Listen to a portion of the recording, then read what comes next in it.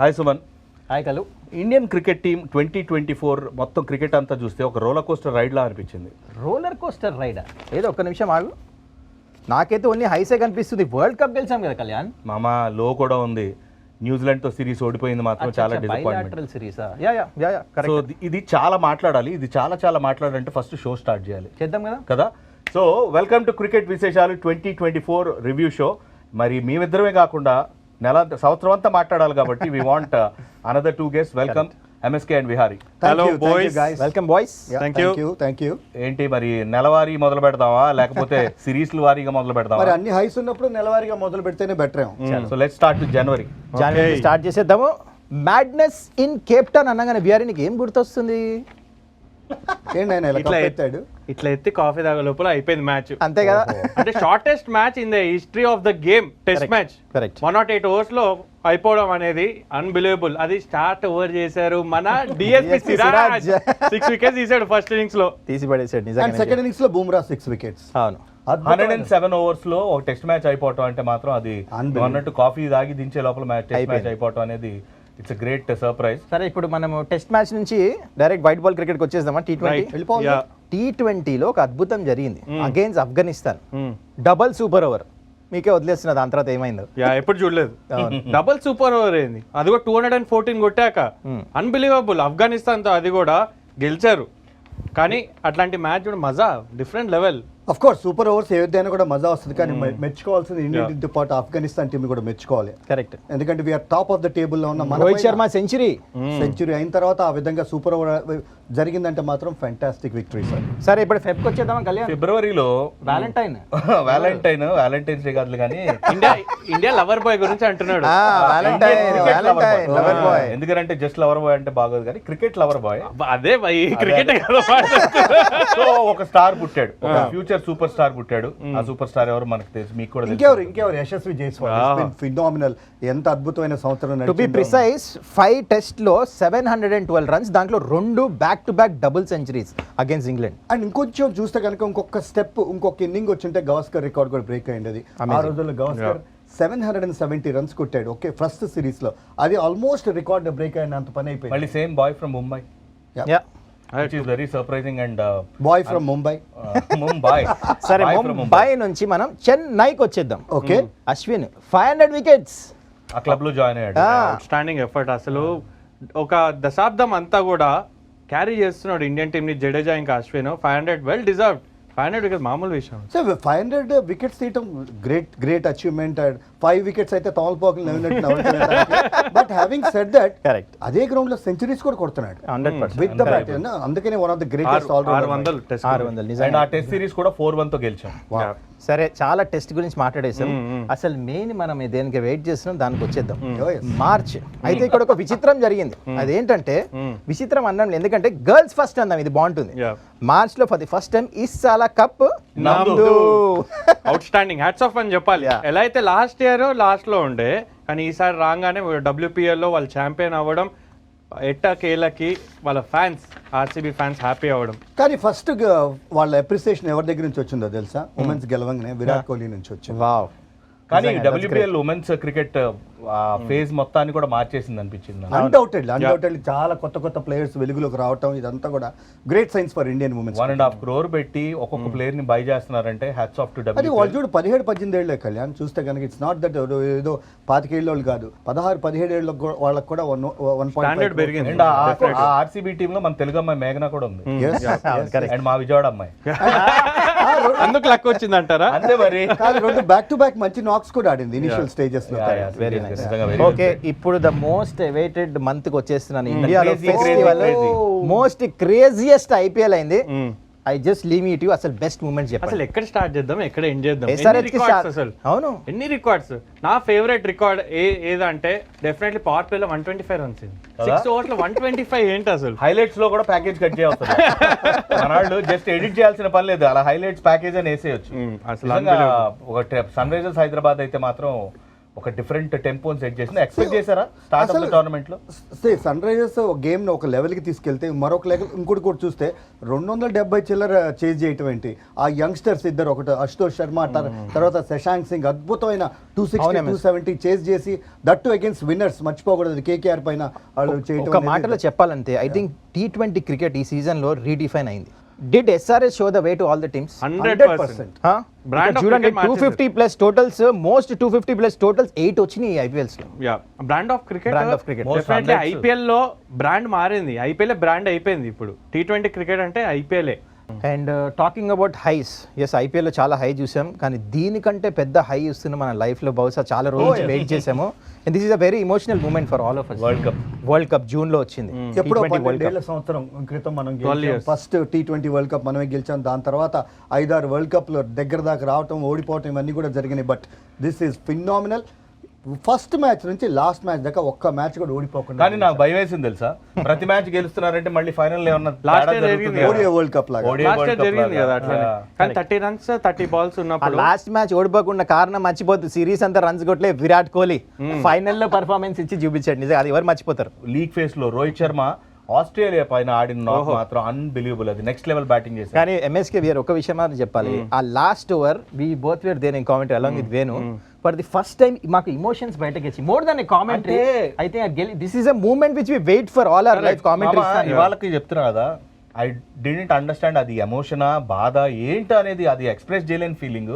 Literally into tears అన్నమాట. ఏడుపు చిన్నపిల్లలాగా అయిపోయారు అందరూ. కప్ అనేది ఒట్టి 15 మంది కాదు, మొత్తం అందరూ మొత్తం nation కి కదా అది World Cup అనేది. Everyone were in tears. I think unbelievable ఎంత చెప్పుకున్నా కూడా తక్కువే. దాని తర్వాత మన ముగ్గురు సీనియర్ క్రికెటర్స్ ఎవరు, రోహిత్ శర్మ, విరాట్ కోహ్లీ, రవీంద్ర జడేజా ఆ కప్ అందించిన తర్వాత నెక్స్ట్ జనరేషన్స్ కోసం స్టాండర్డ్ సెట్ చేసి బయటకు వెళ్ళిపోతారు. కానీ రిటైర్మెంట్ డిక్లేర్ చేయడం అన్బిలీవబుల్. క్రికెట్ లో నాకు తెలిసి one of the greatest stories, అంటే సినిమాల్లో కూడా మనం చూడని స్టోరీ ఏంటంటే, ఏ స్టేడియంలో అయితే హార్దిక్ పాండ్యాని బూ చేశారో అదే స్టేడియంలో క్రౌడ్ అంతా హార్దిక్ హార్దిక్ అని అరుస్తూ ఉంటే, అది నాకు తెలిసి అది మైండ్ బ్లోయింగ్ మూమెంట్. ఎందుకంటే రోహిత్ శర్మ కూడా వచ్చి చెప్పాడు కదా గెలిచిన తర్వాత ఆ ఈవెంట్ లో హార్దిక్ పాండ్యాని ప్రైజ్ చేసి అందరూ హార్దిక్ హార్దిక్ అంటే బహుశా ఈ ఐపీఎల్ లో యాక్సెప్ట్ చేస్తారు తనని కెప్టెన్ గా. Captain already exactly definitely Rohit Sharma మాటల్లోనే విన్నాం మనం. అదే క్రితం సంవత్సరం కూడా అసలు ఏ మాత్రం యాక్సెప్టెన్స్ లేదు, అందుకనే వాళ్ళ ప్రదర్శన పైన కూడా ఇంపాక్ట్ కనపడింది. వాళ్ళు యాక్సెప్ట్ చేయాలని expect. Correct MSK. And it was befitting. ఎట్లా అంటే రోహిత్ శర్మ ఇంకా రిటైర్ కూడా అవుట్ అవ్వము, దీనికంటే బెస్ట్ ఉండదు ఇంకా moments. I think it was ఎంత సాటిస్ఫైయింగ్ ఉంటది వరల్డ్ కప్ విన్నింగ్ కెప్టెన్ అంటే. ఫీల్ వేరు ఉంటుంది. King man of the match వచ్చి రిటైర్మెంట్ ప్రకటించాడు. What about Bumrah? ఆయనకి సెల్యూట్ కొట్టాడు ఆయన. సూర్య క్యాచ్ మర్చిపోతున్నాం మనం. నేను మర్చిపోదాం అనుకుంటున్నా. హర్షదీప్ బౌలింగ్ అదే కదా అందరు. నేను మీరు చూడండి, ప్లేయింగ్ లెవెల్ లో ఆడిన ప్రతి ఒక్కళ్ళ కాంట్రిబ్యూషన్ ఉంది. రిషబ్ పంత్ ఎవరు మర్చిపోతారు? ఆ మూమెంట్, నా గేమ్ లో ఆ మూమెంట్ పాజ్ చేశాడు, పాజ్ చేసిన తర్వాత క్లాస్ అవుట్ అయ్యాడు. బీయింగ్ ఇన్ ద మూమెంట్ ఇంకోటి యుఎస్ లో జరిగిన ఇనిషియల్ స్టేజ్ లో కూడా అంత ఆడటం తేలికైన విషయం కాదు. కానీ అక్కడ పాకిస్తాన్ పైన గెలవటం, అక్కడ కొన్ని ఇంపార్టెంట్ గేమ్స్ గెలవటం, ఒక సిచ్యువేషన్ అమెరికా పైన కూడా వెనక ఉన్నాం మనం. ఎంఎస్కే, సుమన్ అండ్ విహారీ చాలా మెమరీస్ మనకి వరల్డ్ కప్ ఇచ్చింది. ఇండియన్ టీం మరి కొన్ని అనివార్య కారణాల వల్ల వెస్టిండీస్ లోనే ఉండిపోయి 4 days పట్టింది మళ్ళీ తిరిగి ఇండియాకి రావడానికి. ఆ విక్టరీ పరేడ్, ప్రైమ్ మినిస్టర్ని కలవటం, దాని తర్వాత వాంకడే స్టేడియంలో అందరినీ ఫెలిసిటేట్ చేయటం, ఎట్లా అనిపించింది అందరికి? డిఫరెంట్ అనుభూతి. ఎందుకంటే 12 years గా ఎదురు చూస్తున్నాం, ఇప్పుడు అన్నట్లుగా ఉన్నది. బట్ దాని తర్వాత ఎప్పుడైతే వాళ్ళు ఇండియన్స్ వచ్చి మన అడుగు పెట్టారు, ఇంకా దాని తర్వాత వాళ్ళు అడుగు పెట్టడానికి కూడా స్థలం లేని ఇసుకు కూడా రాలేని పరిస్థితి అది. But it's great achievement. And ఆ టీంలో ఉన్న ప్రతి ఒక్కరు మాత్రం జీవితాంతం గుర్తుండిపోయే సీన్. ప్లేయర్స్ మాటల్లోనే విన్నాం. అక్కడ అర్థం కాలే అంటే వరల్డ్ కప్ గెలిచిన తర్వాత అస్సలు ఫీలింగ్ ఇక్కడికి వచ్చిన తర్వాత ఈయన స్పీచ్ లో వాంకడే స్టేడియంలో అది మాత్రం నెక్స్ట్ లెవెల్. కానీ నాకు వెస్టిండీస్ లో ఆ ఫైనల్ గెలిచిన తర్వాత ఒక్కొక్కరిని అడుగుతా, బెస్ట్ మూమెంట్ ఏంటి? Vihari, one best moment in that final గెలిచిన తర్వాత. రోహిత్ శర్మ, విరాట్ కోహ్లీ హగ్ చేసుకోవడం. అబ్బా వాళ్ళు కలిసి వరల్డ్ కప్ గెలవాలని ఎప్పటి నుంచో ప్రయత్నిస్తారు. ఎందుకంటే 2011 లో రోహిత్ శర్మ లేడు. అక్కడి నుంచి ప్రయత్నిస్తూనే ఉన్నారు, కుదరలేదు.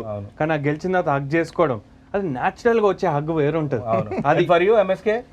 ఐ థింక్ ఒక పోస్ట్ మ్యాచ్ లో ఒకళ్ళు వచ్చి అడుగుతారు అక్కడ విరాట్ కోహ్లీని, on the spot man of the match వచ్చిన తర్వాత on the spot retirement declare చేయడం అనేది I think he left on a very high అని అనిపిస్తుంది. నీకు సుమన్ ఎటో ఇమోషనల్ కవర్ చేశారు. ఏం చెప్పబోతున్నావు? ఇది నచ్చింది నాకు. రోహిత్ శర్మ ఇట్లా కప్పు తీసుకుంటానికి వచ్చినాడు కదా, ఇది. celebration. అది అల్టిమేట్. నాకు నచ్చింది ఏంటో చెప్పరా, నాకు అల్టిమేట్ నచ్చింది ఏంటంటే Siraj interview, I believe in Jassi bye అన్నాడు. ఇప్పుడు అది తేయడానికే కదా ఎన్ని క్వశ్చన్లు అదే నిజానికి అర్థమైంది. I just want to relieve that bowler feeling అండి. I believe in Jassi bhai, is a champion player, I believe in Jassi bye అన్నాడు. అది మాత్రం అన్బిలీవబుల్ మూమెంట్ అనిపించింది. It's a great moment. ఇప్పుడు దాకా ఇంటర్నేషనల్ క్రికెట్, వెస్టిండీస్, యూఎస్ఏ వీటన్నిటి గురించి మాట్లాడాం. మరి మన లోకల్ ఫ్లేవర్ టచ్ లేకపోతే ఎట్లా, దాని గురించి కూడా మాట్లాడదాం. సో జూలైలో ఏం జరిగిందంటే MSK Vihari and Suman APL నేను చెప్తా డైరెక్ట్ పాయింట్ కి వచ్చి చెప్తా. Former captain, APL champion, APL start అయింది, చెప్పండి మరి. ఆడలేగా, అందుకనే మీరు గెలవలేదా? అందుకే గెలవలేదు, వాళ్ళ టీం గెలవలేదు, వేరే టీం గెలిచింది. So Vizag warriors, Vizag warriors out standing perform చేసాం. ఇనీషియల్ స్టేజ్లో అసలు వాళ్ళు పెద్దగా పర్ఫార్మ్ చేయలేదు, బట్ ఇట్స్ ఆల్ అబౌట్ ఆ లాస్ట్ మోస్ట్ ఇంపార్టెంట్ గేమ్. అది కనుక గెలవకపోతే వాళ్ళు అవుట్ ఆఫ్ కాంటెస్ట్లో అవుతారు. అట్లాంటి తరుణంలో ముఖ్యంగా అశ్విన్ హెబ్బార్ కానీ కేఎస్ భరత్ వాళ్ళు రెస్పాన్సిబిలిటీ తీసుకొని వాళ్ళు ఆడిన విధానం, ఆడిన తీరు కనుక చూస్తే మెచ్చుకోవాలి. సబ్సిక్వెంట్గా Ashwin is been standout perform whole tournament లో కూడా. అండ్ ఈ ఏపీఎల్ చాలా హెల్ప్ చేసింది చూడండి, ఇలాంటి టోర్నమెంట్ వల్ల 5 మంది ఐపీఎల్ కి సెలెక్ట్ అయ్యారు. నిజంగానే ఇట్స్ గ్రేట్ సైన్. అండ్ ఇంకా టోర్నమెంట్ బెటర్ అవుతుంది. సో ఏపీఎల్ లో మీరు ఆడారు కాబట్టి మీకు ఏమనిపించింది APL? What is the good thing about APL? I think youngsters opportunity. ఇప్పుడు ఆంధ్ర టీం కూడా బెనిఫిట్ అవుతుంది కదా దాని నుంచి. ఎట్లాంటి ప్లేయర్స్ గ్రూమ్ అవుతారు. ఈ సీజన్ కూడా చూసుకుంటే లాస్ట్ జరిగిన సయ్యద్ ముష్తాకిల్ దాంట్లో చాలా ప్లేయర్స్ ఏపీఎల్ నుంచి వచ్చారు. Credit goes to the association, ఎందుకంటే ఇనిషియేటివ్ తీసుకున్నారు. చాలా మందికి అన్ని ఆపర్చునిటీస్ రావు. ఈవెన్ మధ్యలో ఒక స్పెషల్ డ్రైవ్ కూడా కండక్ట్ చేశారు, just to identify normal people ఎవరైతే డిస్ట్రిక్ట్స్ ఇవన్నీ ఆడలేదో వాళ్ళని కూడా ఒక సెలక్షన్ ప్రాసెస్ కి పిలిచి ఓపెన్ సెలక్షన్ లా పెట్టి అక్కడ నుంచి కూడా తీసుకున్నారు, విచ్ ఇస్ రియలీ గుడ్. ఇంకోటి కాంపిటీషన్ కూడా చాలా పెరుగుతోంది చూడు కళ్యాణ్. ఇది స్టార్టింగ్ లో టీం కొనటం అంటే చాలా కష్టంగా అనిపించింది. అట్లాంటిది ఎంతమంది వస్తున్నారు టీం మాకు కావాలి అని, దాన్ని బట్టి మనకు అర్థమవుతుంది ఆదరణ పెరుగుతుంది. దాంతోపాటు స్టార్ స్పోర్ట్స్ లో లైవ్ టెలికాస్ట్ వస్తుంది, మనందరం కూడా కామెంటేట్ చేస్తున్నాం. కాబట్టి వేరే లెవెల్ కి ఉండే కొంది అంచెలుగా ఎదిగేది ఇది. ఓకే, ఆగస్ట్ గురించి నేను చెప్పలేను, నేను చెప్తలే. ఎందుకంటే ఫస్ట్ ఆఫ్ ఆల్ మనం ఐపీఎల్ గెలిచారు, గంభీర్ వాజ్ అనే హై, కరెక్ట్, డ్రావిడ్ అయిపోయింది, తనది బ్యూటిఫుల్ ఎండింగ్ ఉండింది, ఇంకేం కావాలి. వరల్డ్ కప్ గెలిచిన తర్వాత గంభీర్ ఇండియన్ టీమ్ కోచ్ కింద అనౌన్స్ చేశారు. కానీ ఇక్కడ ఇందాక Kalyan start of the show చెప్పాడు కదా, రోలర్ కోస్టర్ అని. రోలర్ కోస్టర్ స్టార్ట్ అయింది for the first time 27 years లో. డిసప్పాయింటింగ్ లో with ODI series Sri Lanka loss అయింది. What you have to say about that? Very very unfortunate. ఎందుకంటే మనం అంతా కూడా పర్పుల్ ప్యాచ్ నడుస్తుంది ఇప్పటిదాకా. ఈ 6 నెలలు కూడా ప్రతిదీ హైసే చూసాం, బట్ ఆ లో చూస్తాం అయితే మనం ఎక్స్పెక్ట్ చేయలేదు. దానికి కొంత కారణాలు కూడా ఉన్నాయి. యంగ్స్టర్స్కి అవకాశం ఇచ్చారు, అండ్ యంగ్స్టర్స్ సరైన టైంలో స్టెప్అప్ చేయకపోవటం ఇవన్నీ కూడా జరిగినాయి. కాబట్టి స్టాట్స్ పరంగా చూస్తే 27 years తర్వాత మనం ఓడిపోవటం. బట్ అది అవతల వాళ్ళు ఆల్ మోస్ట్ ఇంపార్టెంట్ ప్లేయర్స్ వాళ్ళకి ఆడారు, మన వాళ్ళు అందరూ కూడా యంగ్స్టర్స్కి. అది ఒక రకంగా చెప్పాలంటే ఎక్స్పీరియన్స్ టూర్ కోసం. సరే, 2 matches ఓడిపోయాం, ఒక మ్యాచ్ టై అయింది. మీరు ఏం చెప్పారు ఇందాక? ఇన్కన్సిస్టెంట్ సైడ్, ఓకే అన్ఫార్చునేట్ అయిందని చెప్పేసి. కానీ దీని తర్వాత ఏదైతే ఫాలో అయిందో న్యూజిలాండ్ తో కూడా అన్ఫార్చునేట్ 3-0 ఓడిపోయారు ఇక్కడ నుంచి. బెంగళూరులో టాస్ గెలిచి ఓవర్కాస్ట్ కండిషన్స్, డ్యామ్ వికెట్ లో ఫస్ట్ బ్యాటింగ్ చేయటం నాకు తెలిసి అదే పెద్ద బ్యాక్ ఫైర్ అయింది. ఎందుకంటే ఎప్పుడు మనం మాట్లాడతాం సిరీస్ స్టార్ట్ అయినప్పుడు మంచి హైలో స్టార్ట్ అవ్వాలి, లేకపోతే ఆ సిరీస్ సేవ్ చేయడం కష్టం అని. అది అటాట్ పరిణామం అయింది. అంటే నార్మల్ గా ఇండియాలో బ్యాటింగ్ ఫస్ట్ చేస్తారు, బ్యాటింగ్ ఫస్ట్ చేశారు, అంత డాంప్ ఉంటదని ఎవరు ఎక్స్పెక్ట్ చేస్తుండరు నార్మల్ గా. ఈవెన్ న్యూజిలాండ్ కెప్టెన్ కూడా బ్యాటింగ్ ఫస్ట్ అన్నాడు, టాస్ గెలుస్తారు. కరెక్ట్, అది బ్యాట్ టాస్ విన్ అయిపోయింది అది రోహిత్ శర్మ. కానీ ఎప్పుడైతే 46 ఆల్ అవుట్, కంబ్యాక్ చాలా కష్టం, చాలా మంచి ట్రై కూడా చేశారు. బట్ ఓవరాల్ గా చూస్తే New Zealand played better, we didn't play to expect. ఒక మాట, స్పిన్ ఆడటానికి ఇండియన్ ప్లేయర్స్ ఒకప్పుడు తోపులు, ఇప్పుడు ఆ తోపులు కాస్త ఏమన్నా తగ్గిందా? ఊపు తగ్గిందా తోపుల్లో? డెఫినెట్గా పదునైతే తగ్గింది, ఏమాత్రం సందేహం లేదు. బయట కంట్రీస్ వాళ్ళు వచ్చి మన మీద డామినేట్ చేస్తున్నారంటే దాన్ని బట్టి మనం అర్థం చేసుకోవచ్చు వాళ్ళు బెటర్గా అడాప్ట్ అవుతున్నారని. బయట ఏ విధంగా అయితే మనం వెళ్ళి బయట కండిషన్స్కి అడాప్ట్ అవుతున్నామో అట్లానే బయట కండిషన్స్కి వాళ్ళు కూడా వచ్చి అడాప్ట్ అవుతున్నారు. Very very unfortunate. Indians spin బాగా ఆడట్లేదంటే మాత్రం ఇది తప్పకుండా అలారం సైన్సే, దాని గురించి మళ్ళా ఆలోచించాలి. ఇదైతే మాత్రం అన్ఫార్చునేట్ కాదు.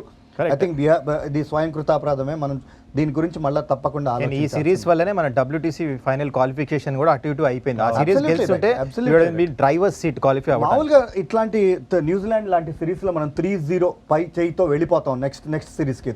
సో నెక్స్ట్ సిరీస్ మీద అంత ఇంపాక్ట్ కూడా ఉండదు. బట్ 3-0 ఉల్టా మనం ఓడిపోయంటే మాత్రం క్లియర్ గా ఆ ప్రభావం జట్టు పైన పడింది. అట్లానే ICC రేటింగ్స్ లో కానీ లేకపోతే WTC లో కానీ ఇబ్బంది కలిగింది.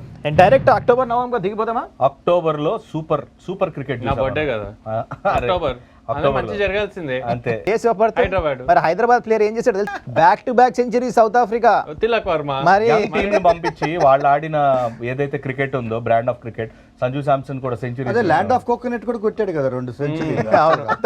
కేరళ అద్భుతమైన అంటే యంగ్స్టర్ స్టెప్అప్ గురించి ఇందాక మనం మాట్లాడుతున్నాం. వన్ డేస్ లో స్టెప్అప్ చేయకపోయినా T20s విషయం వచ్చేటప్పటికే, ఎందుకంటే వీళ్ళు already in and around team లో ఉన్నారు కాబట్టి వస్తున్నారు పోతున్నారు. బట్ ఎప్పుడైతే సీనియర్స్ నిష్క్రమించారో ఈ యంగ్స్టర్ స్టెప్అప్ చేశారు, అద్భుతంగా పర్ఫామ్ చేశారు. ఫ్యూచర్ ఆఫ్ T20 క్రికెట్ చాలా బ్రైట్గా ఉన్న దానికి ఇది ఒక perfect example. 100%. And Nitish Kumar Reddy performance గురించి ఏమంటారు? Player of the match player of the match అవటం, డెబ్యూ తర్వాత సెకండ్ మ్యాచ్ అనుకుంటా బాగా పర్ఫార్మెన్స్ ఉంది. So Vihari, I think 2024 highs and lows అని మాట్లాడడం ఓన్లీ హైయే నితీష్ కుమార్ రెడ్డికి. నాకు ఏం గుర్తుందంటే Nitish Kumar Reddy snakes and ladders ఆడతాం కదా, కొన్ని మధ్యలో అటు ఇటు స్నేక్స్ ని క్రాస్ ఒక లాడర్ పైకి ఉంటుంది చూడండి, ఒక పెద్ద పాము దాని ముందు ఉంటుంది, అది కూడా దాటి వెళ్ళాడు.